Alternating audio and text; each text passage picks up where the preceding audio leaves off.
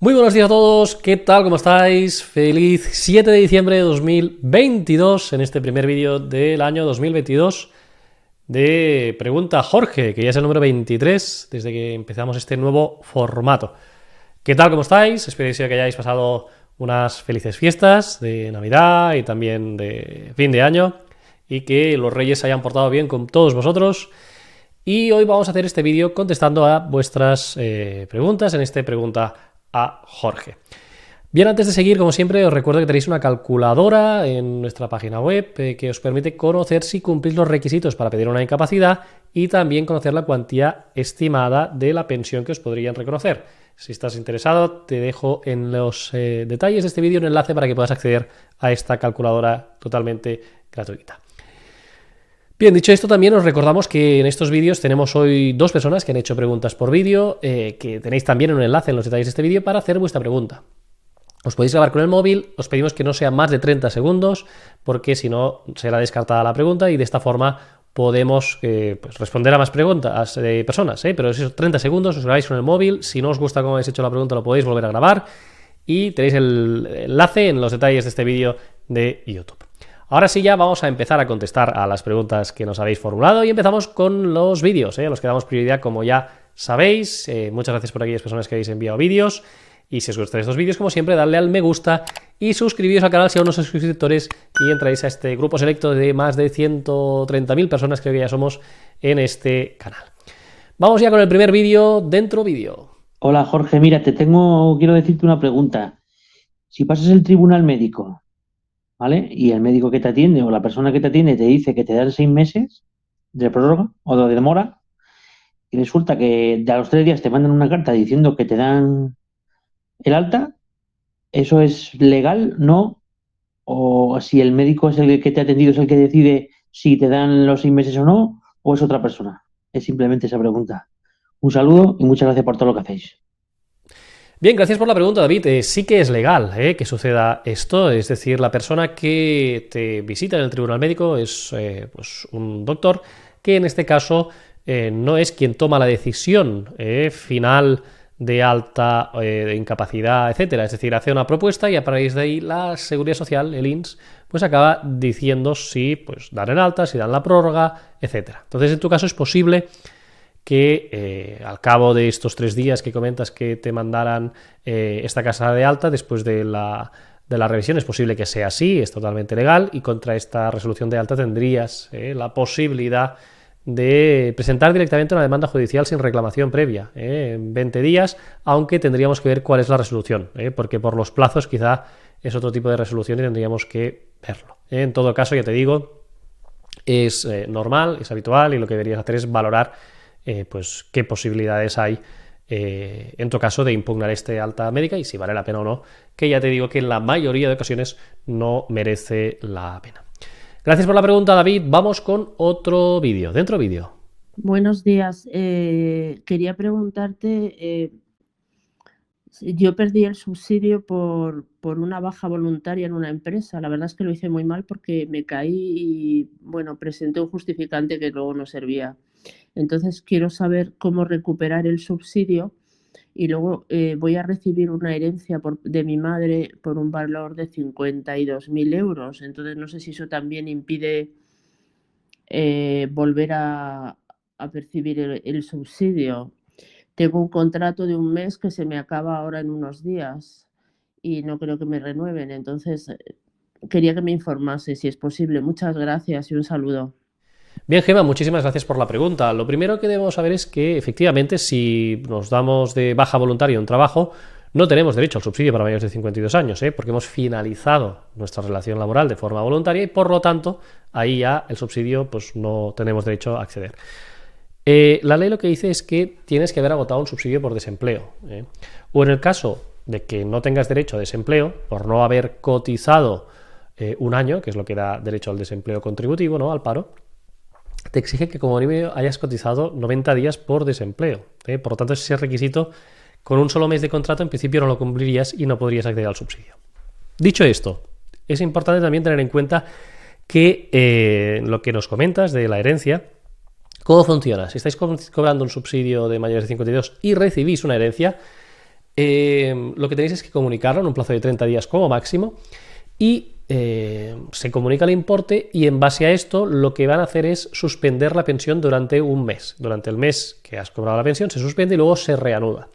Si esa cuantía es muy importante, podría quedar totalmente extinguido el subsidio si lo que se cobra o lo que se podría cobrar de rendimientos de esa herencia que se tiene supera los ingresos anuales que se fijan máximos. Es decir, que lo habitual es por 52.000 euros seguro, te van a suspender un mes la pensión, la prestación del subsidio para mayores de 52 años, y tras ese mes pues se reanuda y vas a seguir cobrando. Cuidado con no comunicarlo porque podrían extinguir la pensión, ¿de acuerdo? O sea que es muy importante que comuniquéis si recibís una herencia o cualquier otro tipo de ingreso que sea importante.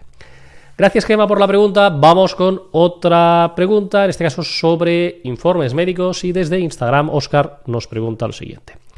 ¿Los informes médicos sobre 2 hernias en la espalda tienen que ser de Seguridad Social o pueden ser de mi mutua? Bien, gracias por la pregunta. A ver, si es simplemente para el tema de la hernia discal, ¿no?, del diagnóstico, y al final esto se hace con un TAC o una resonancia magnética, pues vale, que sea de una mutua o de la Seguridad Social, es una prueba objetiva. Aquí lo importante no será tanto el diagnóstico, sino todo el tratamiento que has podido tener posterior, es decir, el informe del traumatólogo, de la rehabilitación, etcétera, etcétera, ¿no? Por lo tanto, eso sí que es importante, que esos informes de seguimiento, a poder ser, sean de la Seguridad Social, públicos.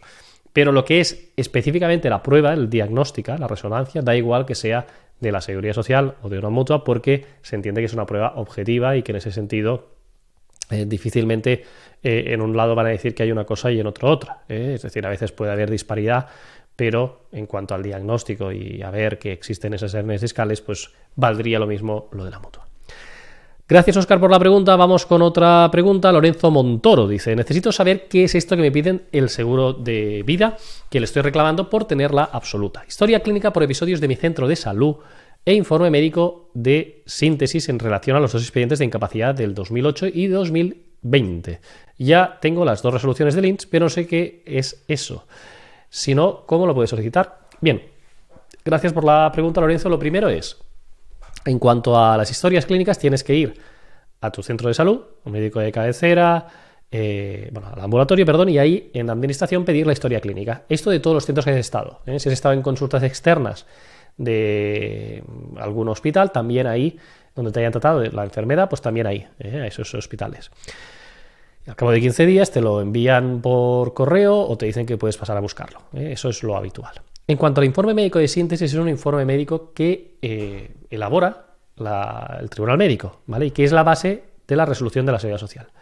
Ese informe médico de síntesis no se envía con la resolución de la Seguridad Social. En la resolución de la Seguridad Social tienes una página que habla de dictamen de la resolución, ¿no? Dictamen propuesta. Y es un resumen de ese informe médico de síntesis. Por lo tanto, debes pedirlos. ¿Cómo pedirlos?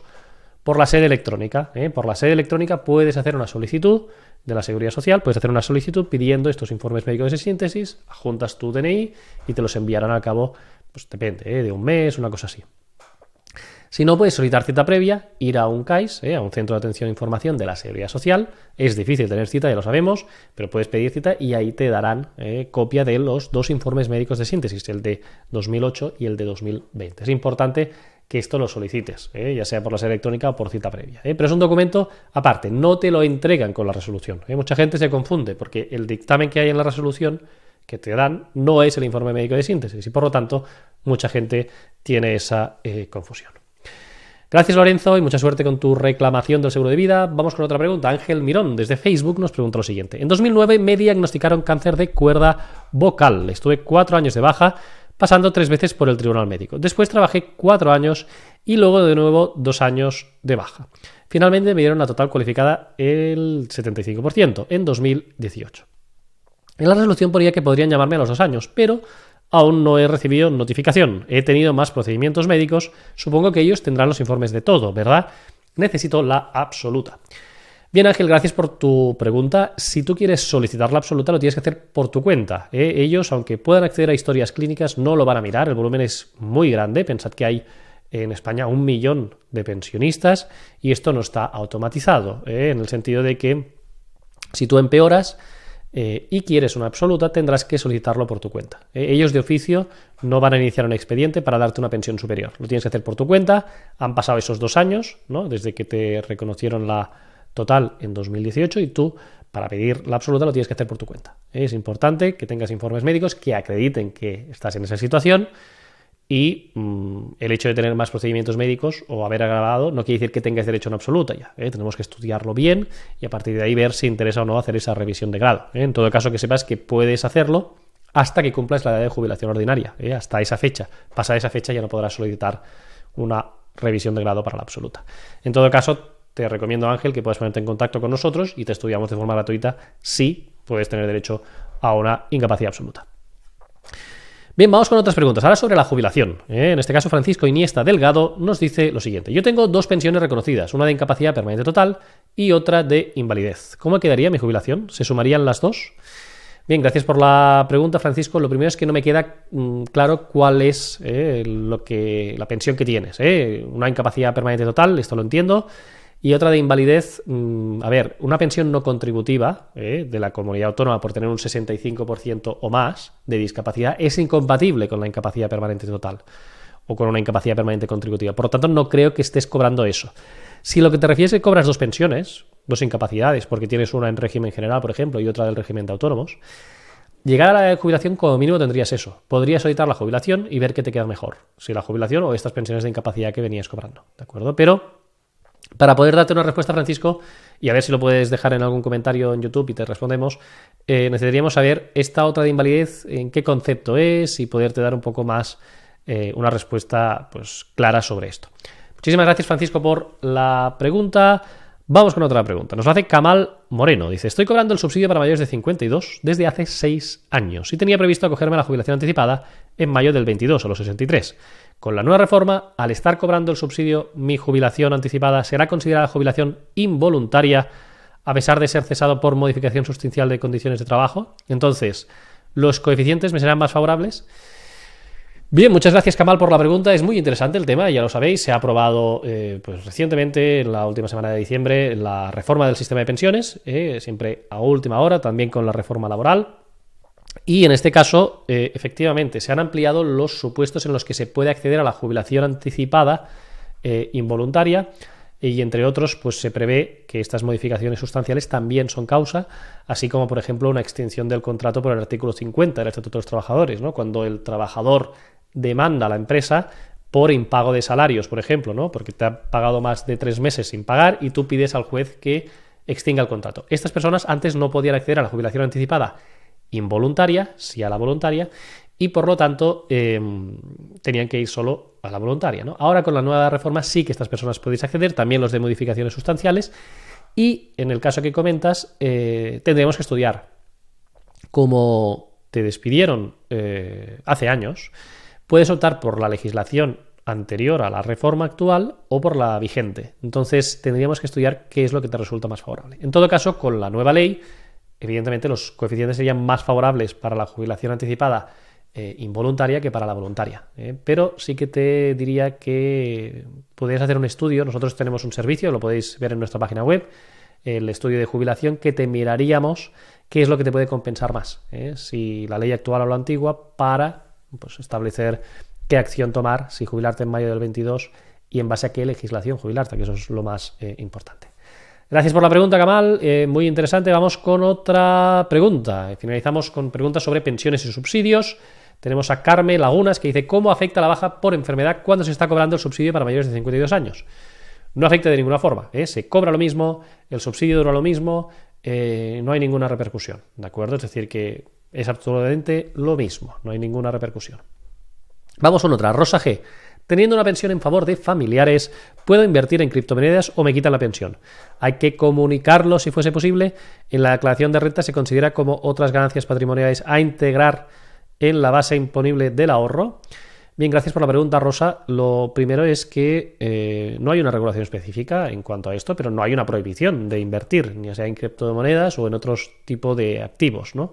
Entonces, en cuanto a la comunicación, sí que se debe hacer si superas el salario mínimo interprofesional. Es decir, si tienes unos ingresos superiores al salario mínimo interprofesional, entonces sí que lo deberías comunicar, porque entonces se extinguiría esa pensión que tienes en favor de familiares. Entonces, básicamente es eso. Ese es el requisito que hay, que no superes ese umbral y, pues, evidentemente, como comentas el tema este de la declaración de renta, se tienen que poner en ese apartado. Si tú anualmente superarás esas cuantías, entonces, pues, lo deberías comunicar, porque te dejarían de pagar esta pensión. Gracias, Rosa, por la pregunta, y vamos con otra.